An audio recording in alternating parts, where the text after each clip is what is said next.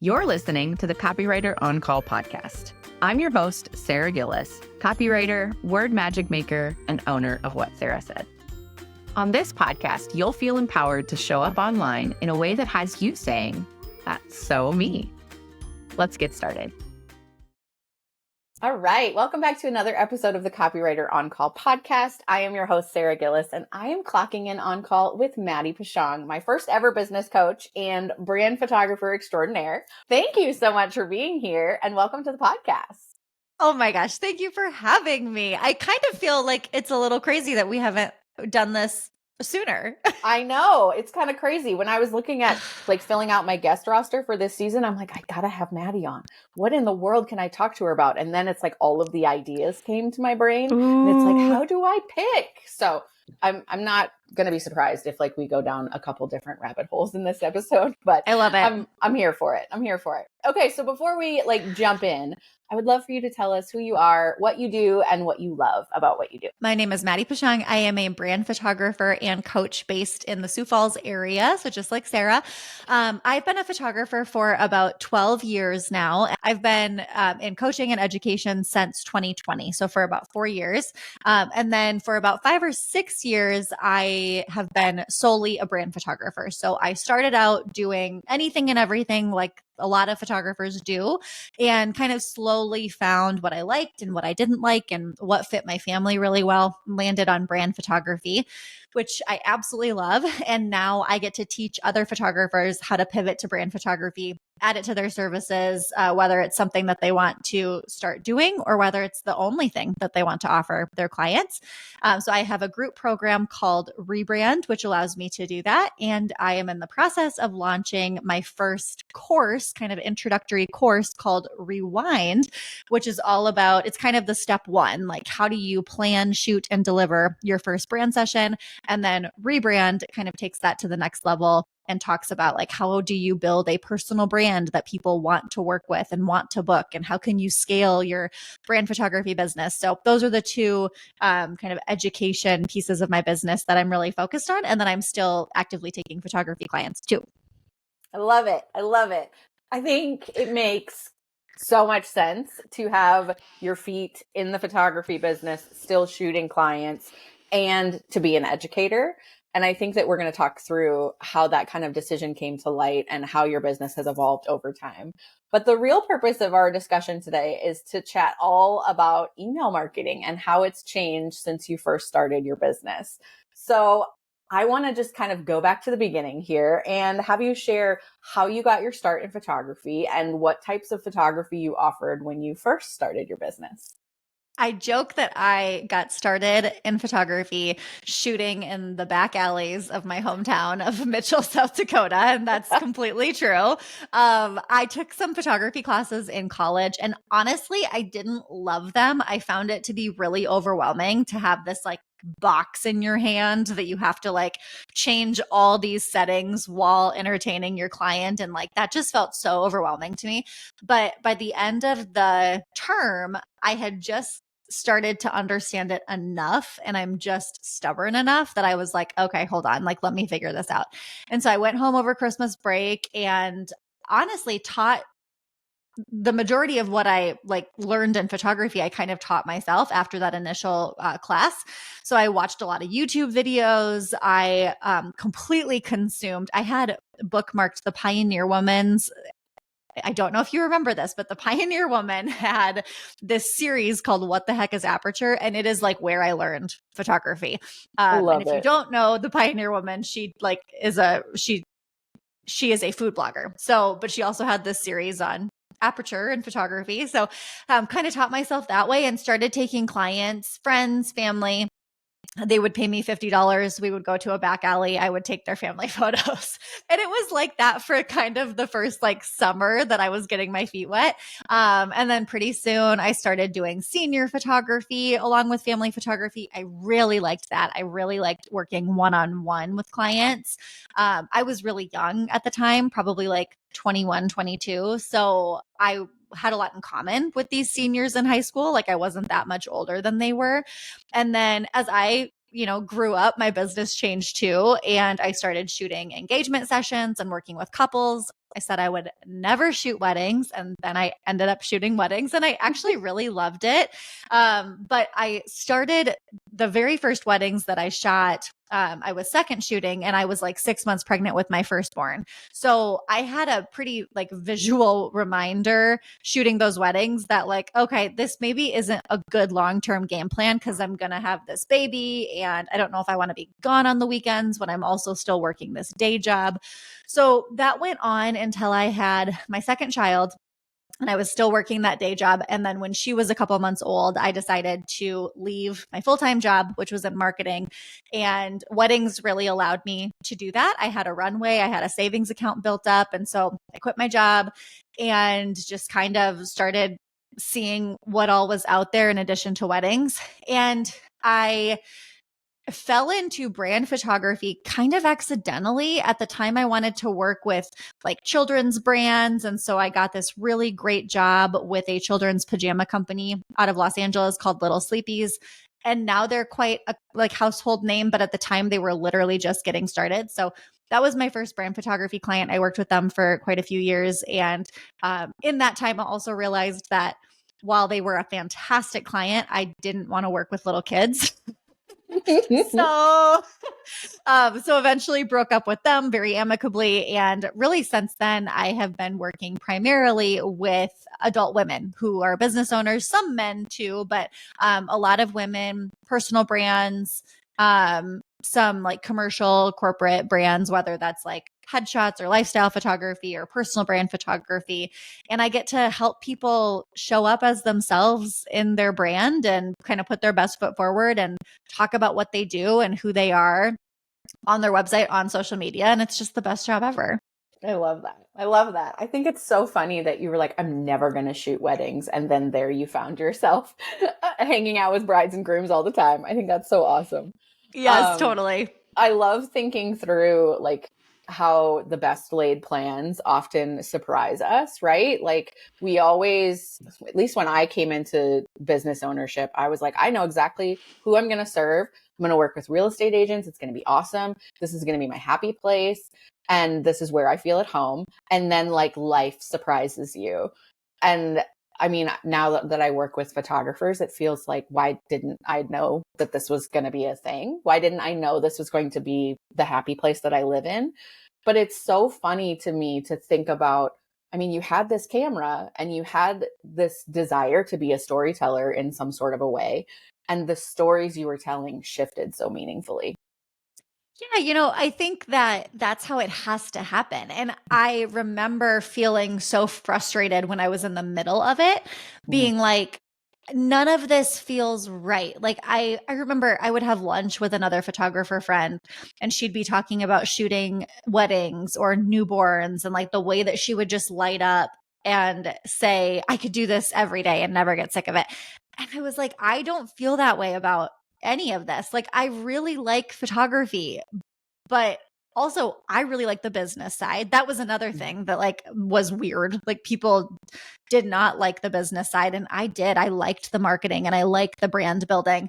And I didn't feel that same way about like weddings or babies or kids or families. Even though I enjoyed it, I didn't feel that like sense of passion and like this is what I'm meant to be doing.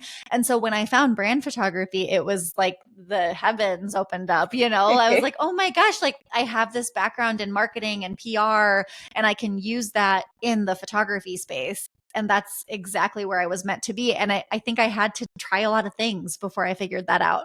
Yeah, that soul on fire feeling is so powerful and so convicting when you find it. And I think that makes so much sense. Like seeing other people find their spots and find what really gives them that drive and that passion. When you're on the outside looking in, you're like, is there something wrong with me? Like, why am I not feeling that? Should I be feeling that?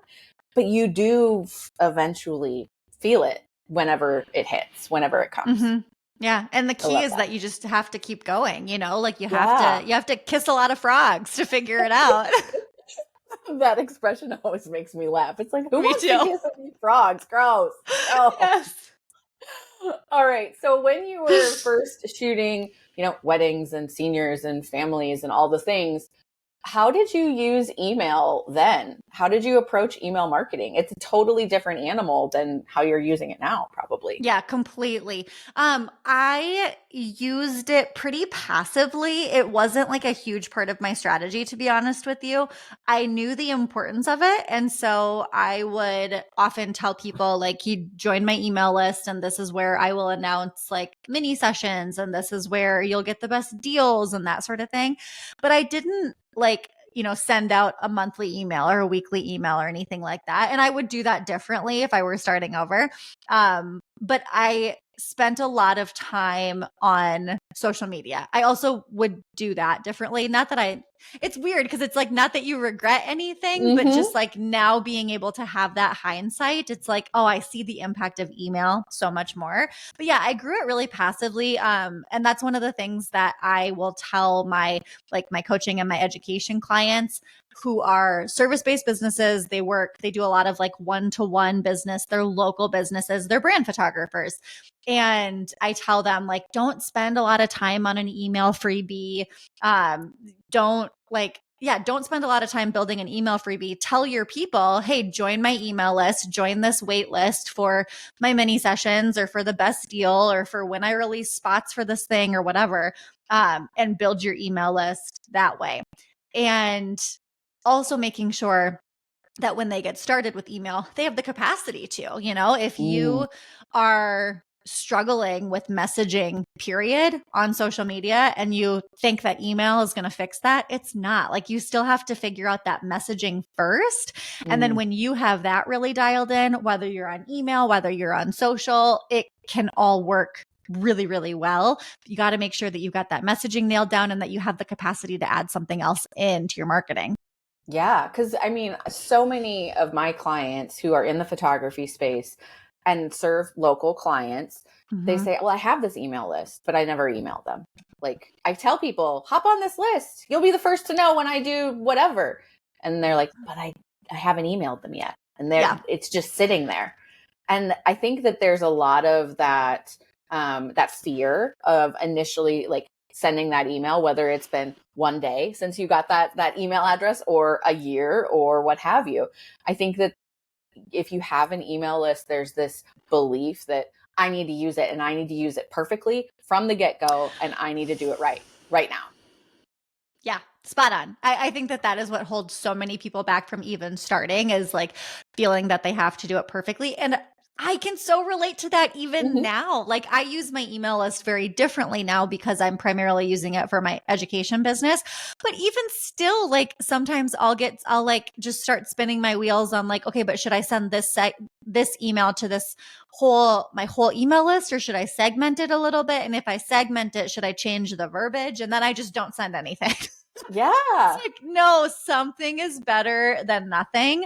And so much of email comes back to consistency and just making sure that you're showing up in their inbox, that you are present in their, like, I don't know, weekly life. So then when they're looking for whatever it is you offer, you're the person that they think of.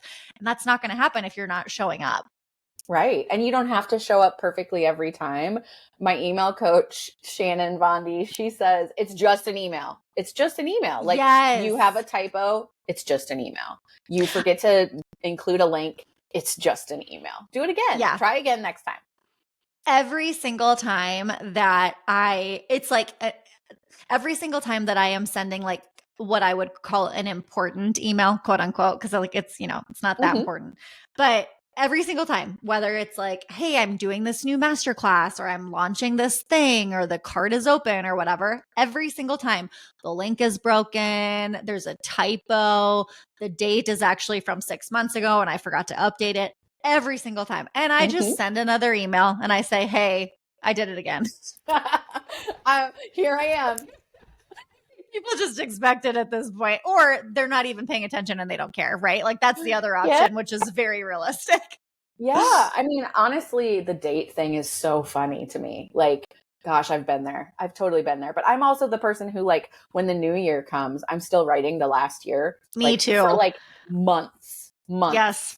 Yeah. So I think it's about showing that you're a human and showing up imperfectly, even though we all want to show up absolutely perfectly and have this amazing email that changes the world, but it's just an email. It's just an email.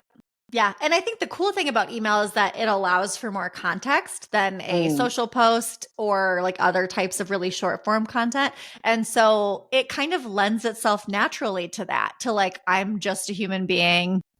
This is my messy middle, whatever. Like that's kind of what people want, in my opinion. So lean into that. Absolutely. So what trends have you noticed have kind of come and gone through email marketing since you've been in business? I mean, you're here with more than a decade of experience. What do you think is working for photographers, working in the brand photography space, and how has it changed over the time that you've been in business? So this is kind of an interesting response, but to be honest with you, I think that email is such a great play in your marketing stack because it's not that trendy, like because it doesn't tend to change that much. And I'm sure that there have been like little micro trends that have kind of shifted over the years. Absolutely. But in general, I feel like every couple of years you hear this chatter of like, email is dead, do this thing instead. That's never true. Like email is literally never dead. Email is always a really great way to cut through the noise. Email is always a place where you don't have to fight the algorithm. Email is always going to be a space that you own. Email is email. And when you're constantly having to deal with the changes in the marketing space, it's really nice to have something that's just consistent, that just requires that you show up as often as you can or as often as makes sense for your brand and offer some sort of value. That's really what it comes down to. Yeah, I think that's so wise. I think that there's so many, I giggle because all the time there's something that's dead. Blogging is dead. Yes. Email is dead. Something is dead all the time. Something is dead. And it's not quite the case. It's just not true. I think that if you don't want to invest in something, that doesn't mean it's dead. If you don't want to grow something, if you don't want that to be part of your marketing strategy or your tech stack, fine. But that doesn't mean it's dead. That just means it might not be right for you. And I think those are two really meaningful, different things. Yeah. I also think that it can maybe help people breathe a little bit of a sigh of relief if they're like, oh, I feel like I should be doing email and I feel like I should be sending more emails or whatever, but I'm just like, I'm really busy in my business right now, or there's a lot going on, or I feel very overwhelmed with the other things that I have going on. I'm not saying don't make email a priority because it's a very impactful thing in your business. And it's not going anywhere. So if you need to take a breath for a minute, I think that at this point, we can pretty much guarantee that like email is here to stay. Email will be here for you when you're ready for it. And again, kind of going back to like making sure that you really understand who your ideal client is, making sure that your messaging is just like down pat, then you're going to be able to add email like no problem. Right. And not rushing that process. I think that's a really big key. Whether you're in the service space or you're balancing kind of the services and the education, like knowing who you're speaking to when and how you want to message to them and what consistency looks like for you. Those are all of the central really decisions that you need to make, and you shouldn't rush those decisions. I mean, sure, you can show up imperfectly, but at the same time, you want to have a good handle on how you're speaking to these people, who you're speaking to, and what is it that you want to share with them on a consistent basis. Definitely. Yeah. So when it comes to your own business, obviously within the last 4 to 5 years, you've pivoted really meaningfully into adding education to your business. So how has your email marketing strategy shifted since that major change? Yeah. So I think that I love this question because I think it's really important to call out that like my email in my business now, where I'm primarily talking about education and my ideal client is a photographer, it looks very different than what email looked like in my business when I was more like my ideal client was like a business owner, right? Who would hire me for photography. Whereas with the latter, when I was speaking to brand photography clients, I wasn't necessarily spending a lot of time on that opt-in. I wasn't emailing them super consistently. However, if I were to go back, I think it would be really cool to do like case studies in email and to like feature clients that, I had this shoot with this client and here's how she's using the photos. And that is totally how I would use email as a brand photographer to just like stay front of mind with my clients. But it looks very different now with education. I do spend more time on things like opt-ins or like free classes, webinars, because it's really important that people have that interaction with me before they decide if they're going to spend $2,000, to work with me. Like that's certainly like a big kind of jump to get over. And oftentimes in the photography space, my clients haven't spent that kind of money before on education. They've maybe bought like smaller courses, but a $2,000 program, which is what Rebrand is like a big hump. So I'm doing a lot of rapport building, relationship building. I'm doing a lot of education, or I'm doing a lot of educating in my emails and just kind of connecting and like continuing to show up in their inbox and continuing to be a resource for them. Yeah, it's about delivering that value, but it's a different kind of value when you're in the education space, right?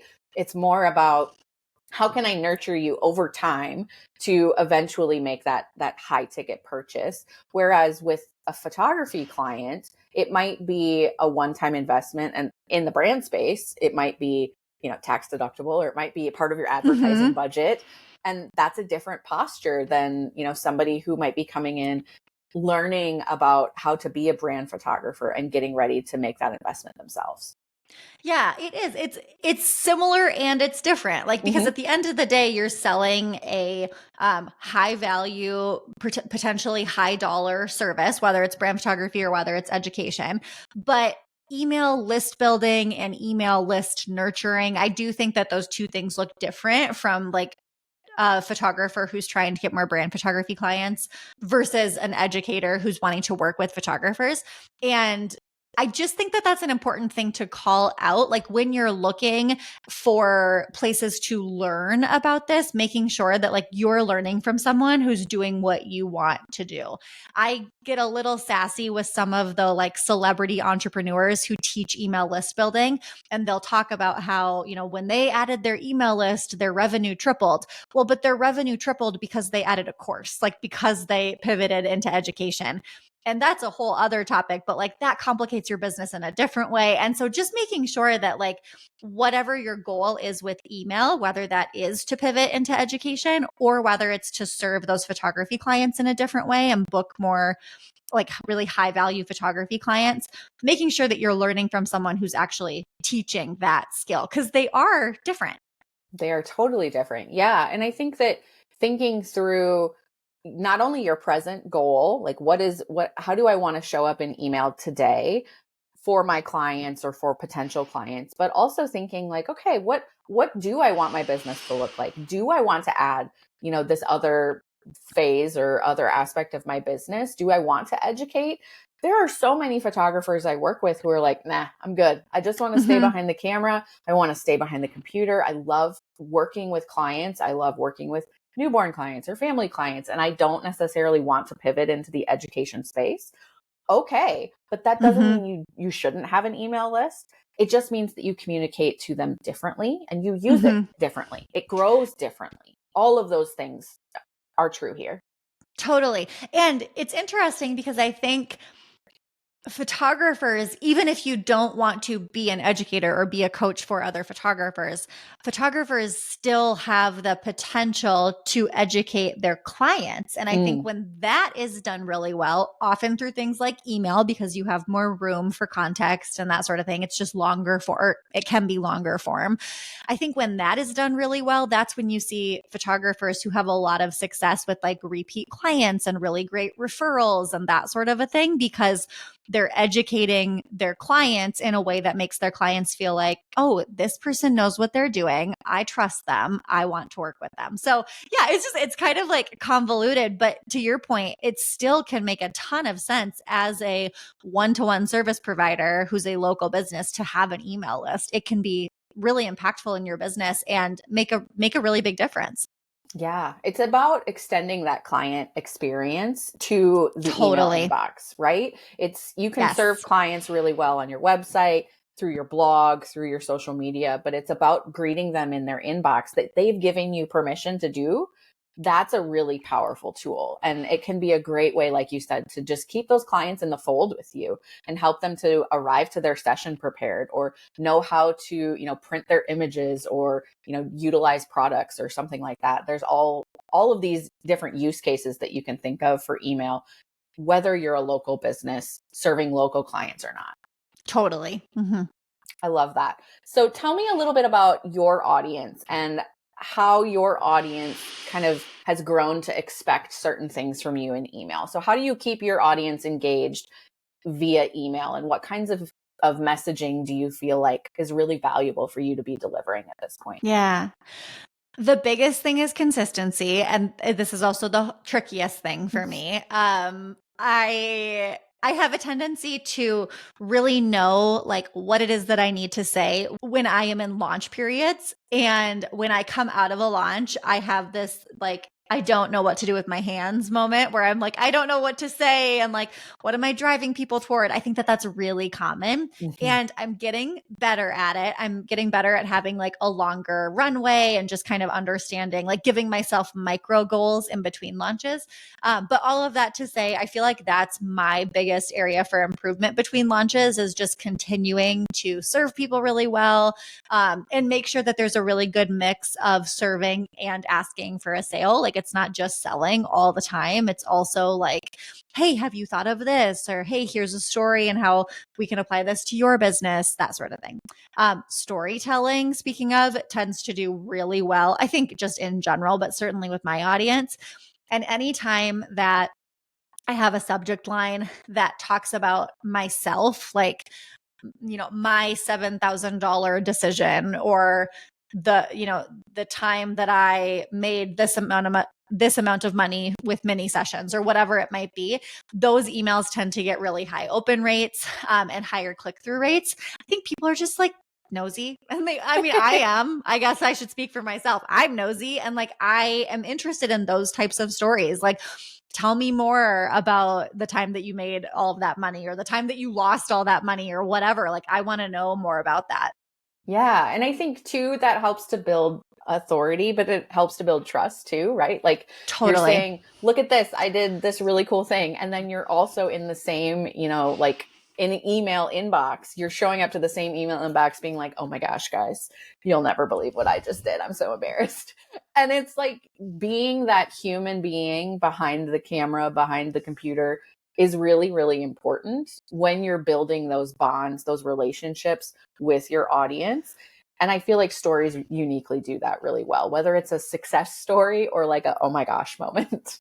Yes. And honestly, I should get better about sharing more of the oh my gosh moments, because I think that there's so much to learn from moments Mm. like that, whether it's like for yourself or for other people. And I totally shy away from it. I'm like, oh no, I need to be seen as perfect all the time. But I have been taught the lesson time and time again that the more that I kind of let those walls come down and just share, like, this is where I'm at, this is how I'm feeling, this is a mistake that I made, the more that people trust me and like oddly see me as an authority, even though it's like kind of showing some of my scars. Yeah, you're showing up as the imperfect human that you are. Mm-hmm. And it helps, I think, to break down that barrier of like, I'm up here, I'm the educator, 100%. I'm the one who knows Mm-hmm. things. And it's like, yeah, I'm still the one who knows things, but I also screw up sometimes. And Yes. I love to tell people, like, even if you're not sure what the lesson is right now, like just sharing that you're in the messy middle, or sharing like 6 months after the fact, oh man, I made this big mistake and that was dumb. And here's what I learned. Like you can still show up imperfectly later. You don't have to, show up right now in the moment. Absolutely. And I think that that's really key. Someone asked me the other day, how do you like build a personal brand that is personal and authentic without being like too vulnerable to the point where you're uncomfortable? And I think that the key is hindsight, like just giving it a little bit of space, whether that's a day or whether it's 6 months or whatever. There's a phrase that I've heard, I don't know who said it, but like showing your, like, not showing your bleeding wounds, but showing your scars, like just giving it a little bit of time for you, but also for your people, because you're going to be able to better articulate like the lesson or the thing that you learned if you're not in the middle of it and you're not like really emotional because of it. I love that. That makes so much sense. That makes so much I sense. agree. I love that. If what's being shared in this episode is inspiring you to bring more of your personality into how you show up online, I've got a quiz for you. Head over to whatsarahsaid.com/quiz and discover your brand voice type so that you can feel confident in standing out through your words. This quiz will help you uncover the brand voice that's already within you, so your words can finally have you and your dream clients saying, "That's so me." Knowing your brand voice type means you'll have full permission to ditch the proper and polite copy if your authentic voice is actually quirky and fun. Your brand voice is what I call word magic, because honing it creates literal magic for you and your dream clients. Plus, after your brand voice type is revealed, you'll get access to 5 free social media prompts to help you share your voice right away. So what are you waiting for? Take this fun quiz now at whatsarahsaid.com/quiz. So when you're looking at converting leads into clients, whether you're in the, in the brand photography space or in the education space, what is the role of email marketing in actually making that conversion happen? I think that there's so much to be said for like creating that sense of urgency. And that's, I suppose, more like a overall messaging than it is like email specifically. I do think it can be done, again, because email just allows for more context. I think it can be done better in email, because I don't want to like build urgency in a gross, like clickbaity way. I want to be able to say, this is the situation that you're in. This is my program that will be able to help you with that. And the result of that is X, Y, and Z. And you won't feel this way anymore. And you won't be spinning your wheels or whatever. I just feel like I can better communicate that like urgency in an email as opposed to on social. But I think that that's really the key, because the reality is, for whether it's for brand sessions or for what I'm teaching to photographers, there's not like aside from maybe a couple of days when I'm launching where like the price is a little bit lower, there's not a ton of urgency unless I build the urgency myself, unless I, am able to really articulate, hey, if you keep going like this, here's the issue with that. As opposed to if you join Rebrand or if you book a brand session, we can get you moving in a different direction. Obviously, I'm like using more specific language than I am at this moment. But yeah, I would say like being able to really build that urgency and having the context to do it in a way that feels authentic and ethical, and not like buy now because the price is going to be doubled tomorrow, and it's not like it's not a thing. Right. Totally. I think too that when it comes to creating that sense of urgency, the way that I feel most ethical doing it is simply pointing out, the longer you wait, the longer until you see results. Exactly. Yep. Period. End. And that is totally like within your control in terms of if you want to say yes to this or to something else entirely with another service provider or with someone else. Just don't delay your results. Like if you want a change to happen, take control of that change and say yes to something. If it's this, great. I'd love to help you. I'd love to serve you. But just, you deserve those results. Those results, you're worthy of them. So go get them. Yeah. I think that, in general in my business, to a fault, I tend to be, I am better at marketing than I am at like really direct sales. And I think that so much of that is this posture of just kind of leaning back and being like, I'm going to give you all the information that you need. But at the end of the day, this is your decision. And I am not going to strong arm you into a decision. That also means that I have to trust that whether it's this launch or my next launch or, this August brand session or next January for a brand session, like I just have to trust that they're going to make the right decision for them, whether that's coming into a program or a session with me or going somewhere else. And that's tough. Like it's not to say that that's the easiest thing ever.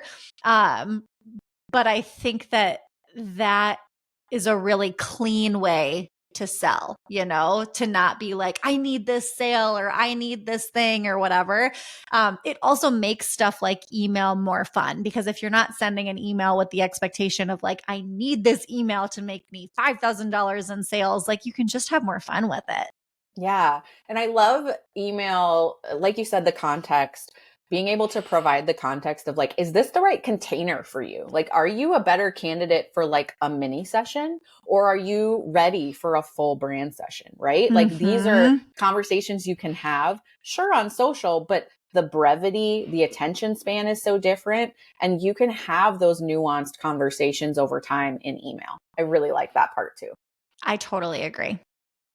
So when you're thinking about the rise of social media, obviously we've seen a lot of trends come through social media, but when you're thinking about the way that people show up on social media versus how they show up in email, what are your thoughts about how to balance both spaces? That's a good question. I think that they can really go hand in hand, not to like continue to drive this point home, but I definitely have a tendency, like I'll play the game on social media. I'll do the hook bullshit and I'll do, like I'll do that. That's fine. And then on like my podcast and on email, I will provide more context. I'll say like, okay, I had this post on social and I said this and I believe this, and that is true, but here is why. And I think that is just more valuable to be able to see that full context. So certainly social and email can kind of be different in that way, but I really like to use them kind of hand in hand, and using email or like a blog, a podcast, and then going to email with that as more of like your long form content, and then kind of piecing it up or doing shorter form content for things like social media. And when I'm in a really good habit of that, it's so much easier than feeling like, I don't know, there's just something about social media that can feel a little bit like a factory, like you're just constantly churning out content. Whereas when I am more thoughtful with what's going into my emails, it's so much easier for me to be like, okay, this is the email that I'm sending out on Tuesday. This is the email I'm sending out on Friday. Here are 3 pieces of social media content that support these 2 larger pieces of content. And I don't know, I'm a big feelings gal, and that feels so much better to me than being like, what trend am I hopping on? And do I have to make sure my hair and makeup is done? That's another great thing about emails. Yes. Do that. Preach. Yes, that. I love the idea of repurposing, and I feel like we need to come and touch back on this before we close. Yeah. But I feel like, to me, as like my background is in journalism, right? And I was a teacher of English, but I was also, trained as a journalist. And like social media always has felt like the soundbite to me, whereas email feels like the full article that you click through and you read. That is such a good way to think about it. I love that. Yeah. Cause like social media just has so many like hoops to jump through, right? Like you have to have the hook, and you have to the lip syncing and all the reels and the bullshit. And so it can be really fun, but it's also not super sustainable. Like there's just going to be times kind of energy. Yeah, it does. Yeah. It takes a different kind of energy. And so like I'm way more comfortable composing the full article version for email or for blog or for podcast than I am showing up with one soundbite to make an impact. That's totally. So much pressure. I feel like, and maybe that's self-induced, right? But I feel like there's still some truth to it. Yep, I totally agree. I think it just makes me like, it's easy to get kind of sucked into like the rabbit hole of social media. And when you kind of can pull yourself out of that a little bit, like even so right now I'm preparing for a launch, and I was feeling very like spinning my wheels about social media content. And I literally not literally, but I took a step back and was looking at my content calendar for like what's going on the podcast and what's going out in my email in the next couple of weeks, because I have all that figured out. And I'm like, oh, here's my social content. Like I can so easily just pull this out of here and it's going to all work together really well. And I've got these longer form pieces of content. Like when you have good longer form content from something like email, you can really easily find what you can be saying on social without having to chase the next trend. I think it also makes adapting to some of those trends, because they can be super fun and great for reach. It makes jumping on those easier if you're like, okay, here's my message. Oh, and here's how it can work with this trend that's happening right now. Like, you don't have to spend a bunch of time thinking about it. Yeah, the lift is easier. It's like, I already have the message figured out. How can I apply it to this trending audio or this whatever is trending at the moment?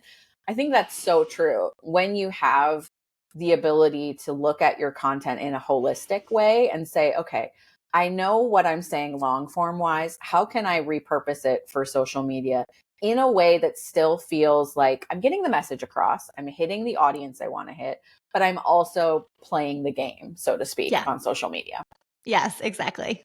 So when you're repurposing content, do you have one kind of long form piece that you use for all of your social media content? Or do you kind of look at it holistically, like, well, I have a podcast episode and an email and a blog, and how can I repurpose all of them on social? Or what's your process look like?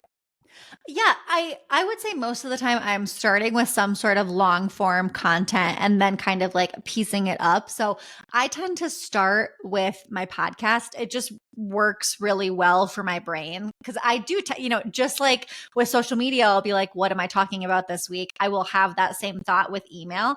But if I look at my podcast schedule, it's like, oh, this is what I'm talking about this week. So I just need to figure out what's the best way to say this on email. What's the best way to say this on social? So I will typically start with that piece of content. And then, honestly, oftentimes I'll just take the introduction from the podcast episode and that becomes an email with like a, click here to listen to more. And that's something that I have kind of changed recently because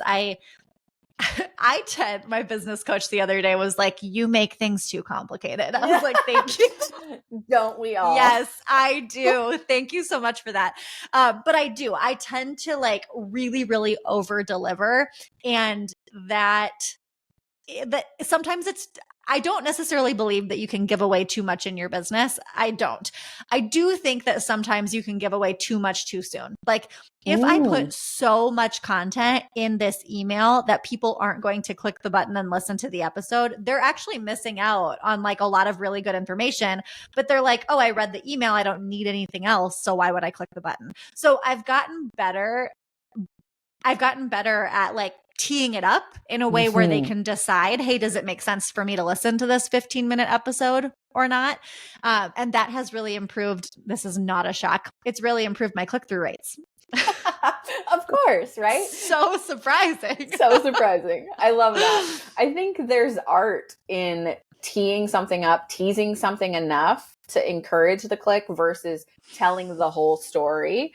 And I think that, again, to go back to the journalism example, right? That's what social media does so well is the brevity and the attention span that we have on social media. It's like, okay, well, if I want to read more, like I got to do it right now because who knows if the algorithm is going to show me this post, or I can save it for later, but when am I going to go back to it? Like those types of things. Whereas an email, like I can leave it unread. I can make sure that I go back to it later. And it's just a different posture, a different type of consumption. Yep. And just like with social media, how you can kind of play with like what does well and what doesn't maybe do as well, you can do that same thing in email. So usually on Tuesdays, is it Tuesday? Yeah. Usually on Tuesdays, I talk about the episode from the previous Thursday. And that Tuesday email tends to be very short and sweet. Here's an intro, click this button.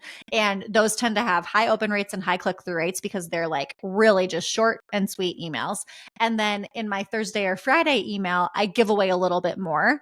And sometimes then my click-through rates are a little bit lower, not terrible, but just a little lower. But my open rates are really good, right? And people are like reading through the email and they're just getting information in a different way. So you get to play with that and kind of say like, okay, what makes the most sense for my audience? What makes the most sense? Because it's not also like all about click-through rates. Sometimes it's nice to be able to put a full story in an email and you can play with what that looks like in your business. I love that. I love that.